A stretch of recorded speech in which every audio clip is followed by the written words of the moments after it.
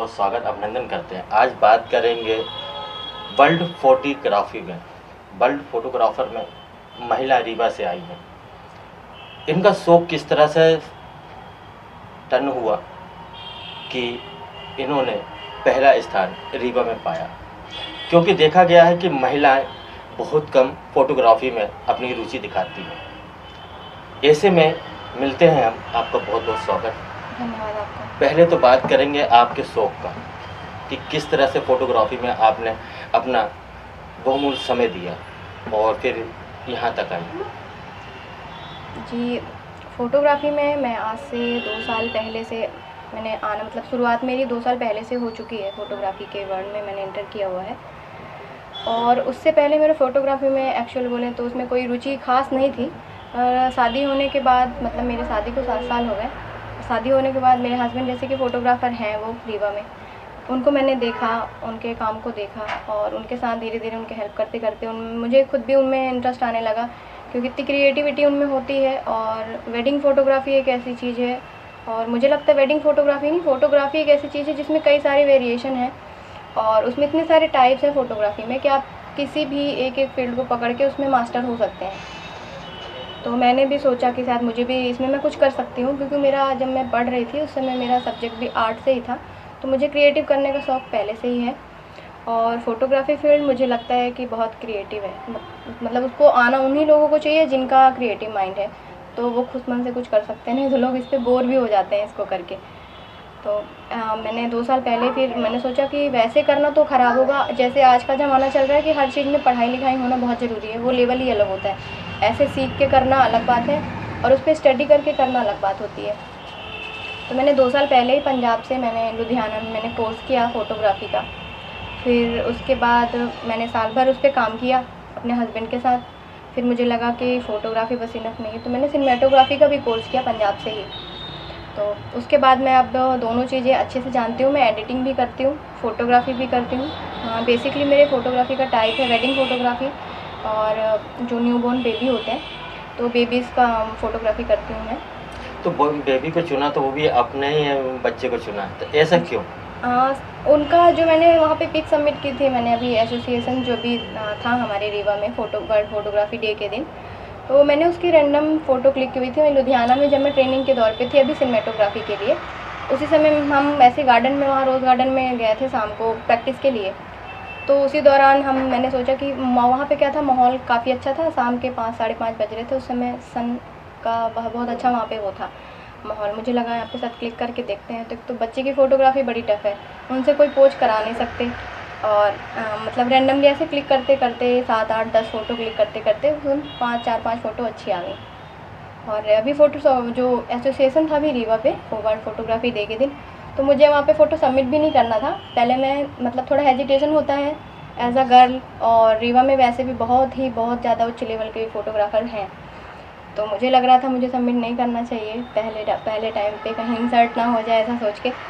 फिर जब मैं वहाँ पे गई, फिर मुझे थोड़े टाइम में लगा कि नहीं, मुझे सबमिट करना चाहिए, जो होगा देखेंगे, फेलियर से भी सीखने को ही मिलता है। तो फिर मैंने अपना फ़ोटो प्रिंट करने को दिया और वहाँ पे सबमिट किया।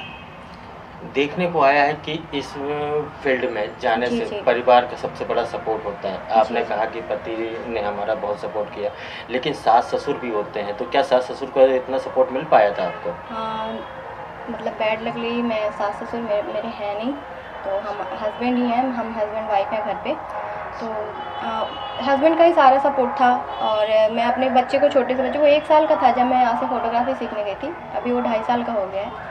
तो मैं 1 साल का था, वो होने वाला ही था 1 साल का, तब मैं उसके साथ गई थी फ़ोटोग्राफ़ी सीखने के लिए। तो वहाँ पे मेरी मम्मी का, मेरे भाई-बहनों का सपोर्ट था, मैं उनके साथ ही गई थी वहाँ, उनके साथ। और हस्बैंड यहाँ पे अपना काम संभाल रहे थे, तो इन्होंने कहा कि सीख सकते हो, अभी मौका है, सीख लो, फिर आने वाले टाइम में और बिज़ी हो जाएँगे तो शायद सीखने को मिले, और बिना सीखे कुछ अच्छा कर पाना पॉसिबल नहीं है। तो इन्हीं सब घर वालों का ही सपोर्ट रहा दर्शक ये हमेशा। भी जानना चाहेंगे आपसे कि आपने सबसे पहले फ़ोटोग्राफ़ी किसकी खींची थी, जब आपने सीखने के समय पर? वैसे तो मैं घर पे अपनी बेबी का ही क्लिक करती थी पहले फ़ोटो, छोटा था वो तो। फ़ोन से भी मैं ज़्यादा क्लिक करती थी वैसे भी। वो जब उसका बर्थ हुआ था उस समय भी वो थीम वाइज़ फ़ोटो इस समय चल रही है कि बच्चे होते हैं तो उनके थीम वाइज़ हर महीने हर मंथ उनकी फ़ोटोग्राफ़ी होती है, तो फ़ोन से ही मैं वो करती थी। तो हस्बैंड को भी लगता था कि इनका इंटरेस्ट है, साथ सीख लेंगी, तो उन्होंने इसीलिए बोला कि मेहनत करो, थोड़ा-सा सीख लोगी। मैं अपने बच्चे से शायद मुझे लगता है कि मैंने कैमरे में किसी की फ़ोटो खींची है, तो अपने बच्चे की फ़ोटो खींची है। रीवा शहर में वर्ल्ड फोटोग्राफी आया तो उसमें कितने लोग प्रत्याशी थे और महिलाएं कितनी थी जो आपको पुरस्कृत किया गया था?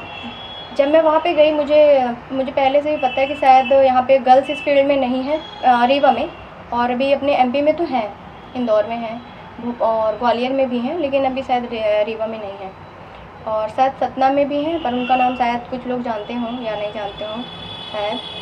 और तो जब मैं वहाँ पे गई तो शायद वहाँ पे मैंने देखा तो वहाँ पे तो सारे मेल ही थे, और फिर मैं वहाँ पे जाने के बाद सब लोगों ने मेरा वेलकम किया, वहाँ पे स्वागत भी किया, क्योंकि उनको लग रहा था कि मैं बस ऐसे सुनने के लिए कुछ आई हूँ, वहाँ पे हो रहा है तो। फिर उनको पता चला कि नहीं, मैं फ़ोटोग्राफ़ी करती हूँ, और पहली बार उन सबसे मेरी वहाँ मुलाकात हुई, सारे फ़ोटोग्राफ़र से, रीवा के और रीवा के आसपास के लोग भी वहाँ पे शामिल हुए थे, जो फ़ोटोग्राफ़र थे सारे। सबसे पसंदीदा कैमरा कौन सा है आपका और फोटो किस तरह से आपने उस कैमरे से अपने को मतलब दर्शाया कि भाई इस कैमरा सबसे बेस्ट? मैंने जब पहली बार फ़ोटो खींचा था तो वो मेरा कैमरा निकॉन का था, निकॉन 7200 था वो। फिर उसके बाद मैंने जब फ़ोटोग्राफ़ी सीखी है उसी दौरान मेरे हस्बैंड ने एक नया कैमरा बाय किया हुआ है, निकॉन का G6 Mark II है, तो हमारा अभी वही चल रहा है, वही अभी लेटेस्ट है भी वो, तो निकॉन G6 अभी वही चल रहा है अपन। फोटोग्राफी में आपने किस तरह से कितनी फोटो खींची हैं बच्चे को छोड़ के? जैसे आपने देखा होगा वेडिंग। जी, जी। माता है और बहुत कुछ आते हैं, जी, तो जी। उसमें आपका रुचि कैसे तरह से है जी? मैंने सीखने के बाद मैंने जो वेडिंग में मैं अभी 2 वेडिंग मैंने किया है, अभी जो अभी सीज़न गया उस पे मैंने 2 वेडिंग की है, जिसमें मैंने एक में फ़ोटोग्राफ़ी की है केवल कैंडिड, और दूसरे में मैंने सिनेमेटोग्राफ़ी की थी, और अभी तो मैंने सिर्फ 2 किए हैं, और बच्चे के प्री बर्थडे शूट जो होते हैं वो मैंने शायद 10-12 कर चुकी हूँ मैं इसको अभी 2 साल के अंदर। हमारे दर्शक ये भी जानना चाहेंगे कि आप कम उम्र की हैं और महिला हैं, तो अपने हम उम्र महिलाओं को क्या संदेश देना चाहती हैं इस फोटोग्राफी में आने के लिए? इस फ़ील्ड में मैं जब आ रही थी उस समय भी लोगों का कोई ख़ास रिएक्शन था नहीं, उनको लगता था कि सारे वहाँ पे जेंट्स ही होते हैं, तो लड़कियाँ जाके कैसे क्या मैनेज करेंगी और कैसे करेंगी, अच्छा लगेगा भी लोगों को भी नहीं, तो मैंने इस चीज़ की परवाह वैसे कभी की नहीं कि क्या लगेगा क्या नहीं, फिर मैंने सोचा जो होगा देखा जाएगा। तो मैं लड़कियों से ख़ासकर चाहती हूँ, लड़के जो काम करते हैं ऐसा ज़रूरी नहीं है कि हम नहीं कर सकते, बस ये है कि जैसे वो भी मेहनत करके ही करते हैं, उतनी मेहनत हम भी करके करेंगे तो हम भी वो रिज़ल्ट हासिल कर सकते हैं और उनके मुकाम तक पहुंच सकते हैं, उनसे आगे भी जा सकते हैं। तो लड़कियों को ये सोच के तो पीछे नहीं होना चाहिए कि इस फील्ड में आने से शायद हमें नाम नहीं हो या फिर कोई इंसल्ट करे, या बॉयज़ ही रहते हैं या जेंट्स ही होते हैं बड़े छोटे उम्र में जो भी, तो उनकी इंसल्ट होगी या कोई जज करेगा, तो ये चीज़ें नहीं सोचनी चाहिए और आगे आना चाहिए। और बेसिकली रीवा में तो अभी है नहीं कोई, अगर 2-4 लोग भी आते हैं और कुछ अच्छा करते हैं, यूनिक करते हैं, किसी एक चीज़ को पकड़ के मास्टर उस पे होते हैं, तो डेफ़िनेटली नाम होगा, उनका भी होगा, रीवा का भी होगा, क्योंकि अभी है नहीं कोई। मैं ये सुनना चाहूँगा आपसे, क्या आप महिलाओं के लिए फ़ोटोग्राफ़ी का कुछ स्टूडियो वगैरह डाल के महिलाओं को सिखा जी, सकें? जी, इस बिल्कुल। तरह की कुछ गाइडलाइन आपने बनाई है तो हम हमारे दर्शक ज़रूर जानना चाहेंगे। जी, आने वाले टाइम पे मैं सोच रही हूँ कि पहले तो मैं भी खुद कुछ करूँ ताकि लोग देखें और मुझ पे ट्रस्ट करें, क्योंकि मैं बता के बस तो नहीं कर सकती। तो मैं चाहती हूँ कि मैं पहले कुछ करूँ, पहले दिखाऊँ कि हाँ, मैं ये करती हूँ और लोगों को वो पसंद आना चाहिए, तब तो वो मुझ पे ट्रस्ट करेंगे कि हाँ, ये सिखा सकती है।